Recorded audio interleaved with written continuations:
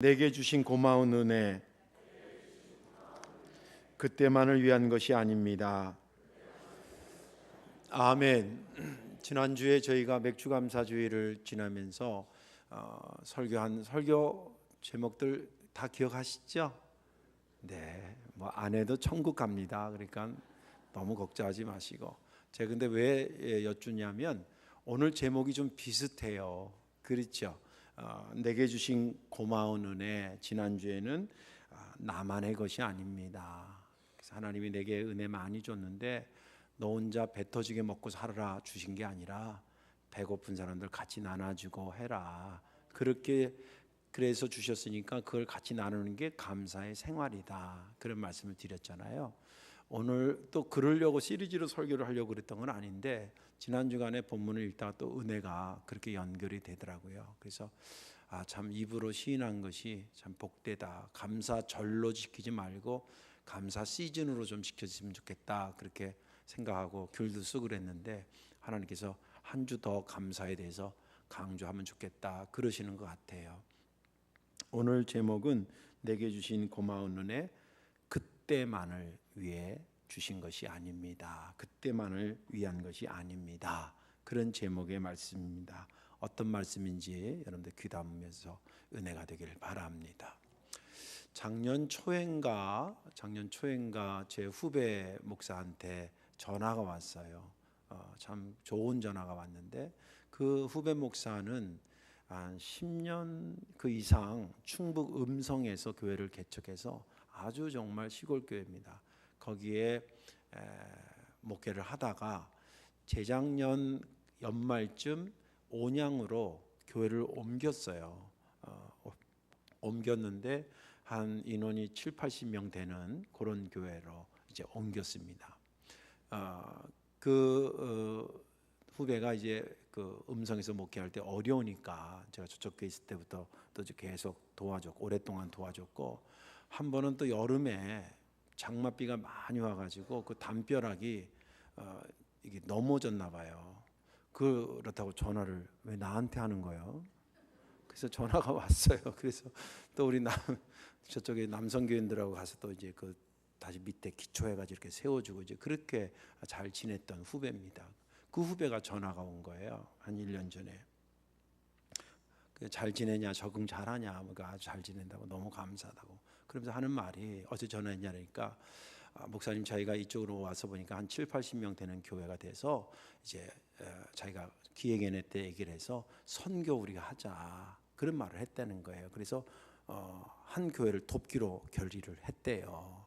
그리고 아는 사람한테 알아보고 저기 선교하지 왜 그랬냐 그랬더니 자기가 꼭 첫 번째 선교할 때에 그러니까 저한테 이제 저가 받은 건 아니지만 저를 통해서 이제 선교비를 오랫동안 받으면서 자기가 받으면서 그런 생각을 했다는 거예요. 왜 하나님이 최 목사님과 그 교회를 통해서 나를 돕게 하시나? 그냥 10만 원 한 달에 한 10만 원 들으니까 좋다 아싸 그런 게 아니라 왜 저분을 통해서 나한테 돕게 하시나?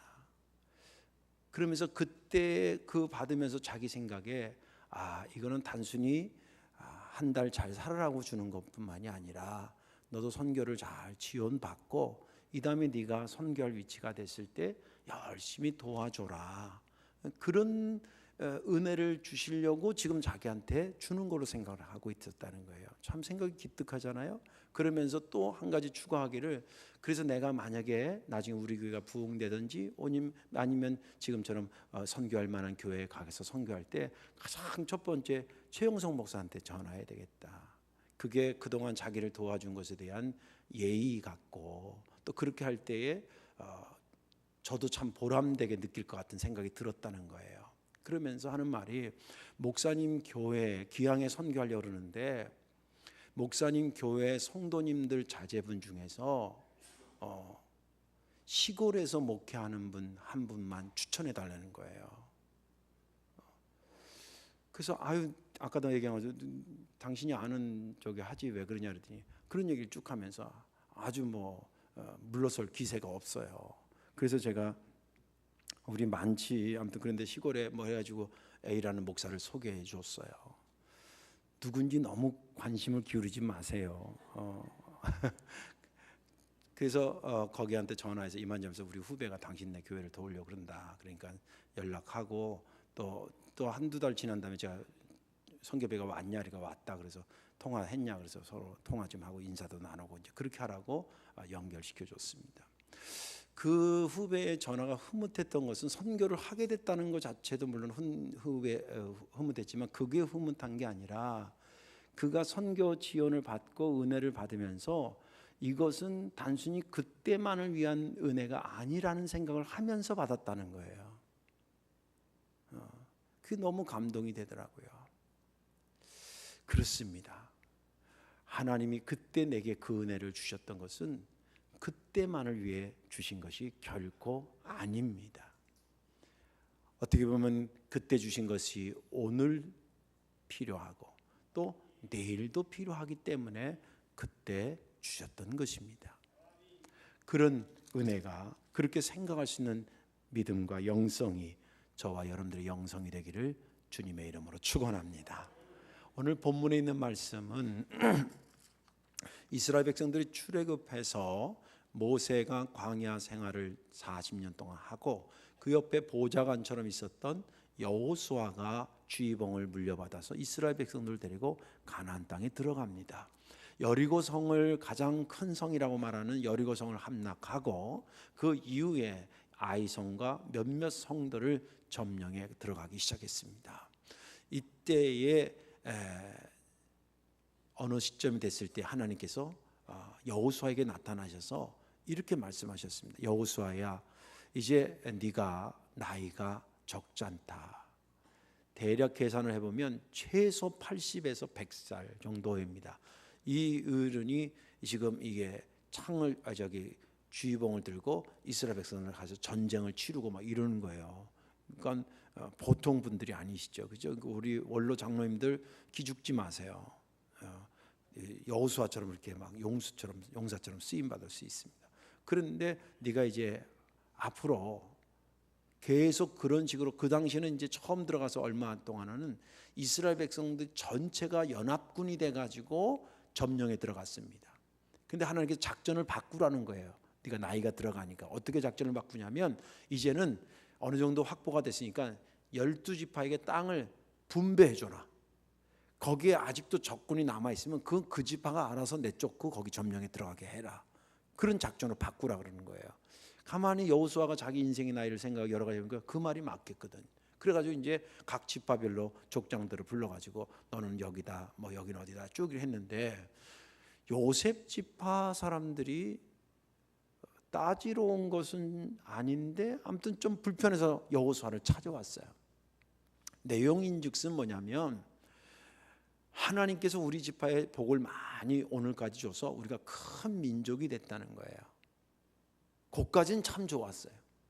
그런데 하는 말이 이렇게 큰 민족이 됐으니까 큰 민족이 들어가서 살 수 있을 정도로 큰 땅을 줘야지 왜 우리 조그마한 땅만 주냐, 그런 거예요.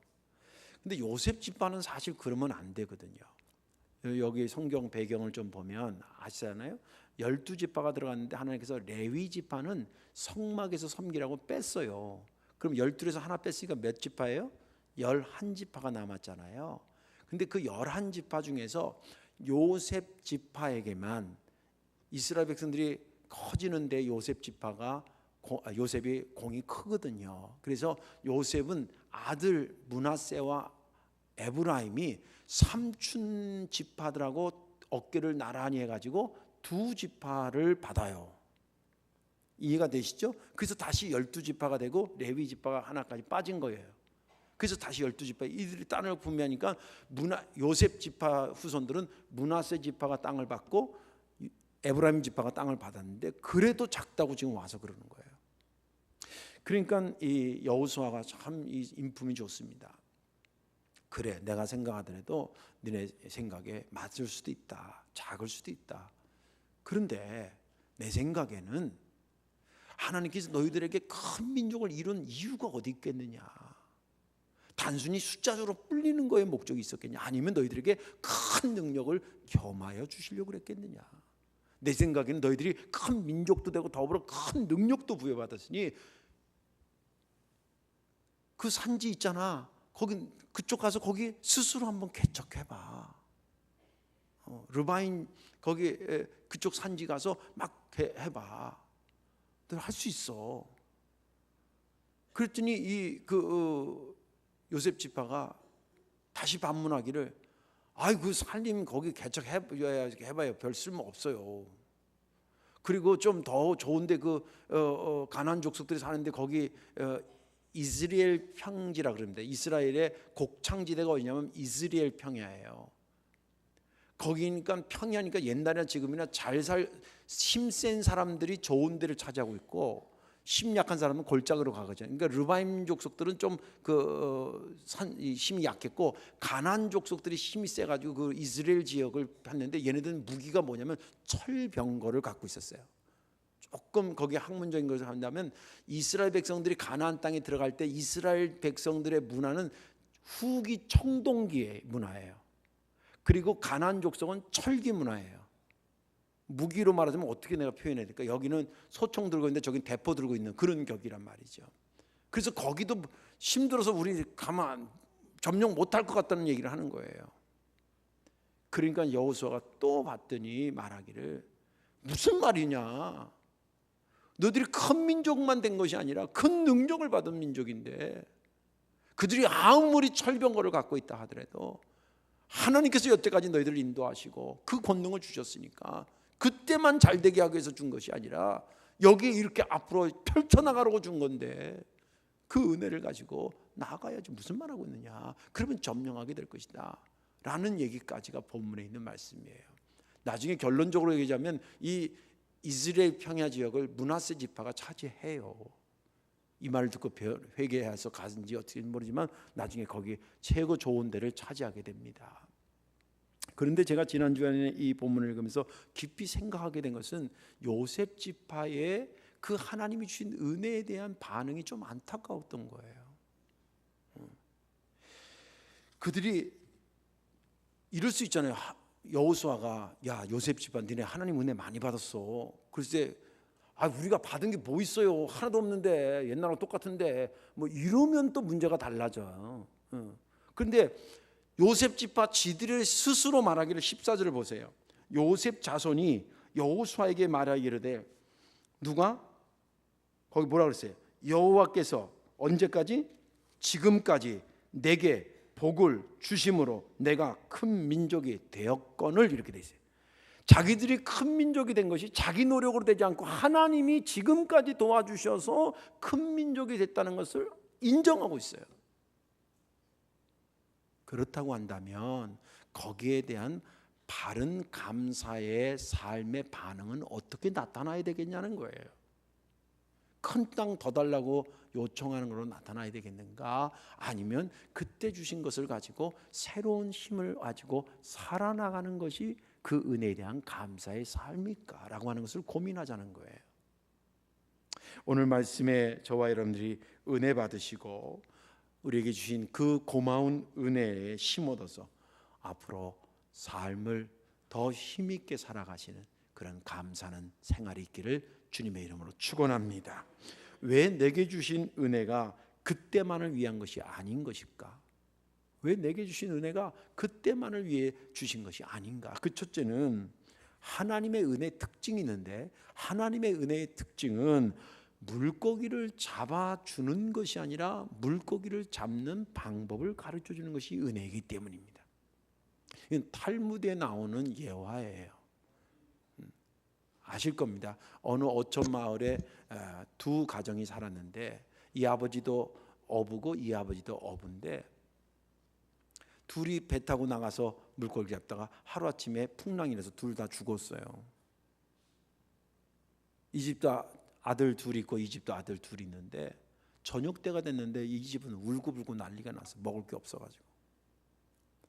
근데 이 집은 말이죠, 얘네들이 막 눈물을 훔치고 막 한참 울더니 주섬주섬 뭘 들고 나가더니 물고기를 잡으러 가는 거예요. 그래서 잡아가지고 뭘 서투르긴 하지만 아버지만큼은 못 잡았지만 몇 마리를 잡아서 그날 식사를 하는 거예요. 알고 보니까 이 집은 아버지가 맨날 고기 잡아다가 요리해서 입에 넣어주기만 했어. 물론 사랑스러워서 그랬겠죠. 그런데 이쪽 집은 고기 잡아주면서 동시에 고기 잡는 방법을 가르쳐줬어.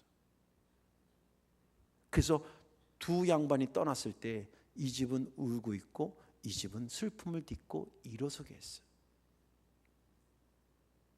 오늘 여기 본문에 보면 하나님의 주신 은혜가 어떤 유형이냐는 거예요. 하나님께서 자기들에게 지금까지 역사에서 큰 민족이 됐다라고 하는 것은 요셉 지파도 인정을 하고 있고 여호수아도 인정하고 있어요. 근데 요셉 지파 사람들은 그걸 어떻게 반응을 하냐면 큰 민족이 됐다라고 하는 것까지만 평가해. 그때 하나님께 역사에서 우리로 하여금 큰 민족이 되게 하셨다라고 하는 것까지만 평가를 해. 그런데 여호수아는 그래, 네 말대로 하나님께서 너에게 큰 민족 준 건 맞아. 그런데 큰 민족, 눈에 보이는 큰 민족만 준 게 아니라 눈에 보이지 않지만 큰 능력도 준 거야. 17절을 보십시오. 여호수아가 다시 요셉의 족속 곧 에브라임과 므낫세에게 말하기를 이르되 너는 큰 민족이요 큰 권능이 있은즉 한 분깃만 가질 것이 아니니라. 자, 잘 보셔야 됩니다. 요셉 지파는 분명히 큰 민족이 됐는데 큰 민족 됐다는 것에만 평가를 해.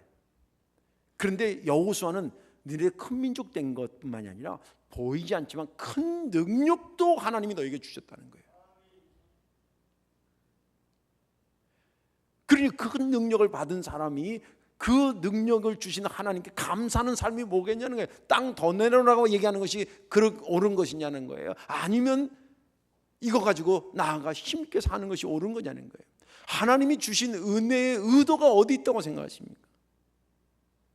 민족이 작으니까 민족 키워줄게, 그거 자체만 의미가 있는 것입니까? 아니면 그 큰 민족과 더불어 큰 능력을 줘서 앞으로 가나안 땅에 가서 쭉쭉쭉쭉 뻗어나갈 수 있도록 그 물고기 잡는 법을 가르쳐 준 것입니까? 당연히 하나님은 물고기를 입에 넣어준 것이 아니에요. 이스라엘 백성들 요셉 지파가 말하는 것은 물고기 하나님 나에게 잡아줘서 먹여줬다 이 말이에요. 근데 여호수아는 아니라는 거예요. 먹여주기도 했지만 잡는 법도 가르쳐주지 않았냐는 거예요. 하나님이 우리에게 주신 은혜를 우리가 여러분들이 편협하게 그리고 축소해서 해석하면 안 됩니다. 하나님이 인간에게 주신 은혜를 보면요, 원동력과 같은 은혜를 주셔요. 원동력 아시죠? 제가 고등학교 때 아주 친한 친구가 그 국회의원 됐다는 그 친구 집에 방앗간을 했어요. 같은 교회 다니고. 그래서 왜 구정이나 신정 때 이렇게 떡 하는 거 이렇게 하면 거기 가서 아르바이트도 하고 막 그랬어요. 근데 걔네 가면 저쪽 안쪽 구석에 원래 큰 모다가 있어요. 그거는 이게 스위치로 딱 누르는 게 아니라 이렇게 왜 두꺼비 올린다 그러잖아요. 그걸로 올리는 거예요. 툭 굴리면 왕 하고 돌아요. 그리고 나서 그 피대가 돌아가지고 그 피대 위에 천장 밑에 이렇게 긴 쇠 기둥이 쫙 있어요. 그리고 거기 중간중간에 쌀 빻는 거, 고추 빻는 거, 쌀 빼는 거 기계들이 다 이렇게 연결 붙어 있어요. 얘네들이 아무리 기계가 센 거라도 원동력이 원저기가 돌아가지 않으면 쌀 빻는 것도 멈추고 고추 빻는 것도 멈추고 떡 만드는 것도 기계도 멈춰오고 말아요. 하나님이 주신 은혜는 이런 원동력과 같은 은혜를 줬다는 거예요. 하나님께서 창세기에 말하기를 인간을 당신의 형상으로 만들었다 그러지 로봇으로 만들었다 그러지 않았어요. 저와 여러분들은 로봇가 아니라 이 말이에요. 로봇은 장점은 정해진 것은 정확히 해요. 근데 그 이상도 그 이하도 아니야. 창의성이 없고 그 로봇에게는 눈물이 없어요. 감정이 없다 이 말이야. 그런데 하나님께서 인간을 만드실 때에 당신의 형상을 만든 무한한 가능체로 인간을 만드셨어요. 여러분들 지금 보세요. 이 마이크 신기하잖아요. 요따만한 데다가 얘기했는데 이렇게 크게 들리잖아요. 누가 만든 거예요? 속으로는 대답 잘해야 돼. 잘못하면 큰일 나. 이거 사람이 만들었지. 예? 저번에 제 친구 목사님들 모임에서 학교 선생님 이제 어떤 집사님이 목사님 상담할 게 있다 해서 우리 애가 초등학교 1학년인데 학교 선생님한테 연락이 왔대. 시험에 이게 집은 아파트는 누가 지었나요? 가로 열고 하나님. 꽃밭은 누가 만들었나요? 가로 열고 하나님. 교회에서 하나님이 다 만들었다 그러니까 학교 시험에 애가 선생님이 답답해서 아니 얘가 어떻게 교육을 시켜래? 시험지 답이 다 하나님이래. 물론 원론적으로 맞는 거죠. 이 마이크는 너무 신기하잖아요. 근데 사람이 만들었어요. 근데 그 사람을 누가 만들었어요? 하나님이 만드셨어요. 이거를 만들 수 있는 가능성을 내재해서 인간을 만들었다. 여러분들 앉아있는 우리 이래가녀역들이 앉아서 저렇게 연주하는 악기들 사람이 만들었어요. 저 악기를 만들 수 있는 사람을 하나님이 만드셨어요. 인간을 그래서 로봇으로 만들지 않은 거예요. 무한한 가능성으로 만들어 놓으신 거예요. 또 신약 시대로 와서 예수님이 십자가에 달려 들어가서 우리가 그것을 믿고 구원받았어요. 그것은 죄에서 건져주기 위해서만 구원의 은혜를 준 게 아니에요. 구원받았으니까 죄 용서받았어요. 의로워졌어요. 영생을 얻게 됐어요. 자유하게 됐어요. 바울은 말하기를 내게 능력 주시는 자에서 내가 모든 것을 할 수 있다고 고백했어요. 그래서 복음이 들어가는 곳에는 놀라운 생명의 역사가 있고 번성의 역사가 따라갈 수밖에 없는 거예요. 여러분 세계 지도 펼쳐놓고 늘 제가 얘기하잖아요. 물론 잘 사는 게 믿음 다 좋다 그런 의미는 아니지만 복음이 들어가는 곳에 변화를 보라 이 말이에요. 요새 월드컵 하잖아요. 어저께 저도 잠깐 보다가 잤는데 처음에 세레모니 하는데 잉글랜드하고 스웨덴하고 붙더라고요. 보셨어요? 네. 그 앞 경기하기 전에 세레모니가 애들이 무슨 뚫뚫한 망고 쫙 나오더니 몇십 명이 쫙 펼치니까 스웨덴 국기하고 영국 국기가 쫙 펼쳐져요. 보셨어요? 안 봤구나. 그 쫙 펼쳐지는데 제가 감동받은 건 두 국기 가운데가 다 십자가예요. 스웨덴 국기도 십자가, 영국 국기도 십자가. 그것만이 유럽 국기들은 거의 대부분 십자가예요. 물론 축구 잘하면 믿음 좋은 건 아니지만 우연이 아니다 이 말이에요. 예수의 복음이 들어가면서 예수의 복음은 단순히 죄에서 건져내기 위해서만 십자가에 달려 돌아가신 것이 아니란 말이죠. 우리에게 모든 것을 가능케 하는 그 원동력 같은 것을 주셨기 때문에 내게 주는 능력 주는 자인데 내가 모든 것을 할 수 있다는 바울만 그렇게 했어요. 그 이후에 계속 복음을 받은 사람들이 그렇게 살고 사는 그 사람들이 모여져서 한 마을이 되고 그 국가가 되고 그런 나라들이 복음 안에서 똘똘 뭉쳐서 변화돼서 새로운 힘을 가지고 창의적으로 사니까 그것이 잘 될 수밖에 없는 거예요.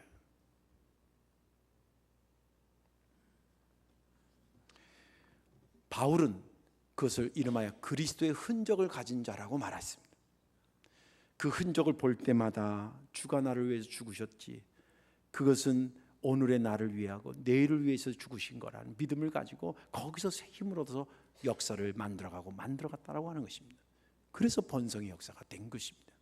하나님께서 은혜를 주신 것은 그 당시에 단순히 배고프니까 먹여주는 거, 그 당시에 부족하니까 채워주고, 그 당시에 모자라니까 더 많아지고, 그것만을 위한 것이 아니라 하나님의 은혜라고 하는 것은 그런 원동력과 같은 물고기를 잡아 입에 넣어주는 것이 아니라 잡는 방법을 가르쳐주는 그런 은혜로 주셨기 때문에 그때 받은 것이 그때만을 위한 은혜가 아니라는 이유인 것입니다.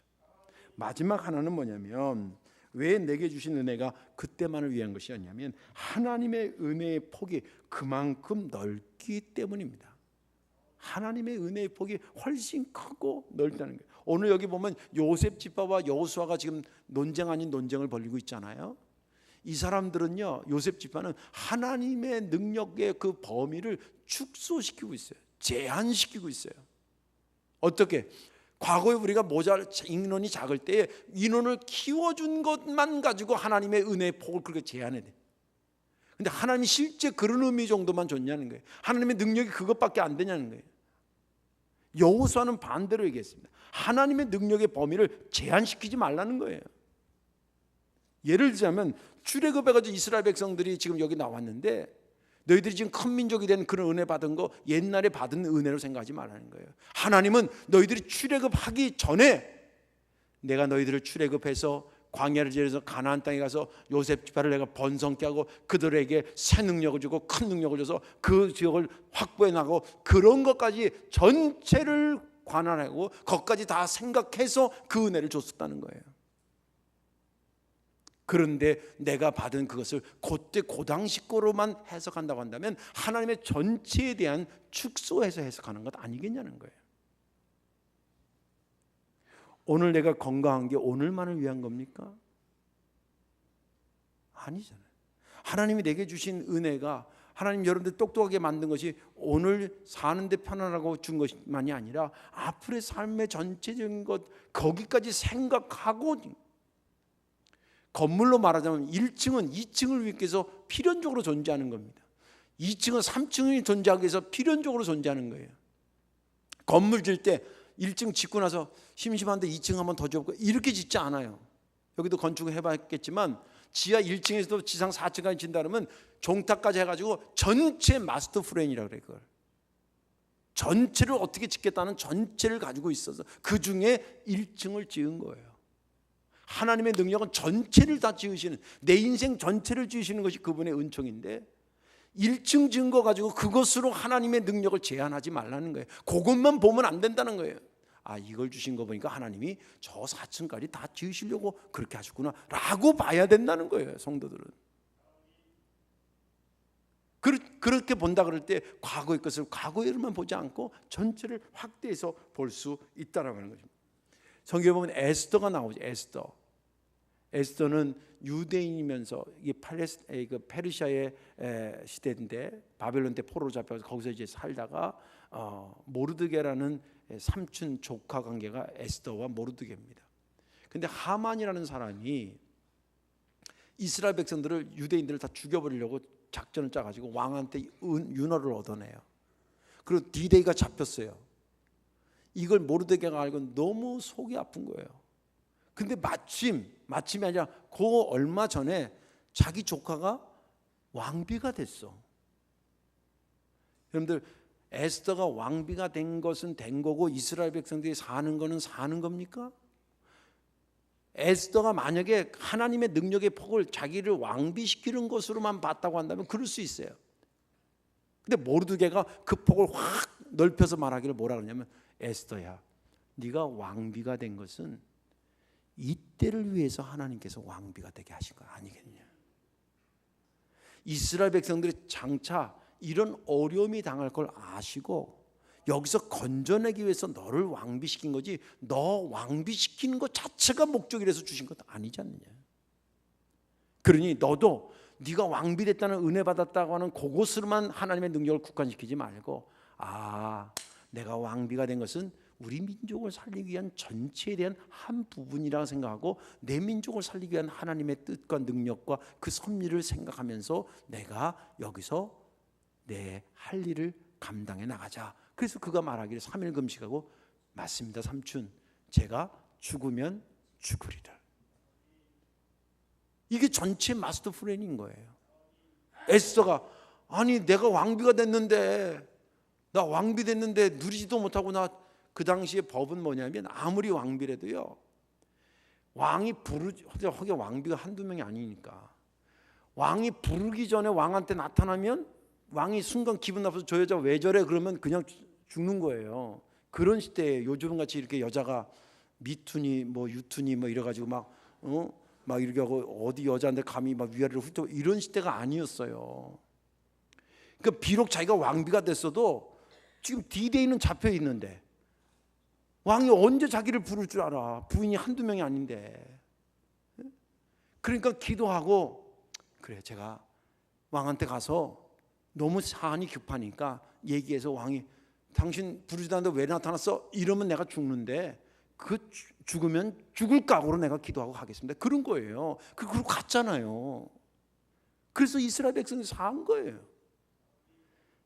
하나님의 능력의 범위를 한 여인을 왕비시키는 것으로만 제한하지 말라는 거예요.